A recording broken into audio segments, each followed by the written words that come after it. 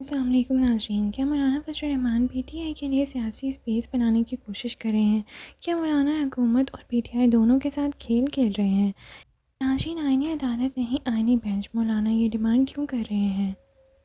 دوسری طرف نواز شریف کی میزبانی میں جاتی امرا گریڈ جرگہ ناکام ہو گیا ہے۔ بڑوں کی بیٹھک کے باوجود اب تک مسائل کا کوئی حل کیوں نہ نکل پائے؟ ملک میں کیا ہونے والا ہے؟ کیا موجودہ چیف جسٹس کو کوئی پوزیشن دے دی جائے گی یا انہیں فارغ کر کے ان کے گھر بھیج دیا جائے گا؟ اور نئے ججز کون بنیں گے؟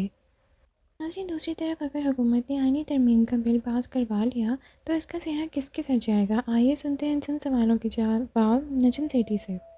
میرا خیال ہے اگر پریڈکشن ہی کرنی ہے تو میرا یہ خیال ہے کہ لائکلی ہوڈ یہی ہے کہ منصور علی شاہ صاحب تو رہیں گے chief justice of the supreme court.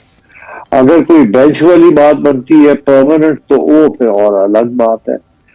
اس کے اندر منصور علی شاہ صاحب شاید نہیں ہوں گے، بٹ ڈیفینیٹلی کوئی اور جج ہوں گے۔ قاضی صاحب ہوتے ہیں یا کوئی اور ہوتے ہیں، آئی کانٹ سے۔ میرا خیال ہے کہ قاضی صاحب کے لیے بہت سپورٹ ہے from the Peoples Party and Noon League, مگر مولانا کی طرف سے شاید سپورٹ نہیں ہے۔ تو لیٹس سی کون کنسیڈ کیا کرتا ہے۔ اگر یہ آئینی ترمیم پاس کرنے میں یہ ایوان کامیاب ہو جاتا ہے تو یہ سارا صحرا آپ بلاول بھٹو زرداری صاحب کے سر پہ باندھیں گے؟ نہیں، بلاول کے سر پہ تو نہیں باندھنا۔ یہ تو میں نے آپ سے کیا کہا تھا؟ میں نے آپ سے کہا تھا کہ جس دن شریف اور فضل الرحمان کی ملاقات ہو جائے گی اس کے بعد مسئلے حل ہو جائیں گے۔ تو یہ صحرا جو ہے یہ مولانا، میاں نواز شریف، بلاول، ان سب کو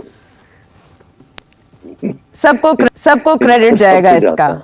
ہاں ٹھیک، لیکن اس سلسلے میں مولانا کا جو مگر ایک کردار بات رہا، جی پھر ایک بات،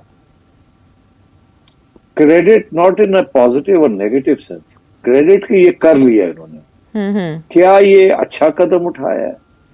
کیا یہ ان کے گلے نہیں پڑے گا آگے جا کے کیا اس کا غلط استعمال نہیں ہوگا؟ بی جے پی کو اس بات کا پتہ ہے کہ پاکستان کی تو اپ اینڈ ڈاؤن رہتی ہے ریگارڈنگ انڈیا، مگر نون league in the leadership of Nawaz Sharif ہمیشہ وہ امن کی بات کرتے ہیں اور نارملائزیشن کی بات کرتے ہیں۔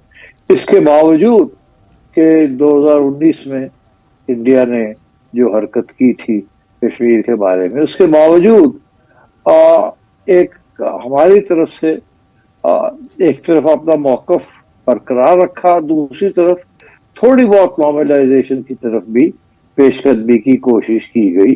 آپ کو یاد ہوگا جنرل باجوہ کے زمانے میں یہ کہا گیا تھا کہ اب جیو اکنامکس ہوگی، جیو پالیٹکس یا جیو اسٹریٹجی نہیں ہوگی، یا جیو سیکیورٹی نہیں ہوگی۔ تو اس کا اشارہ یہی تھا کہ اب انڈیا کے ساتھ تجارت کا تھوڑی سی دھکا لگائیے ذرا کی۔ میرا خیال ہے اگلے مہینے کی شروع میں 8-10 تاریخ تک ایک کانفرنس ہو رہی ہے آذربائیجان میں کلائمیٹ کے اوپر، کلائمیٹ چینج کے اوپر، جس میں نریندر مودی صاحب جا رہے ہیں اور شہباز شریف صاحب بھی جا رہے ہیں۔ اور میں سمجھتا ہوں کہ شہباز شریف صاحب نواز شریف صاحب کا اور ان کا پیغام لے کے جائیں گے۔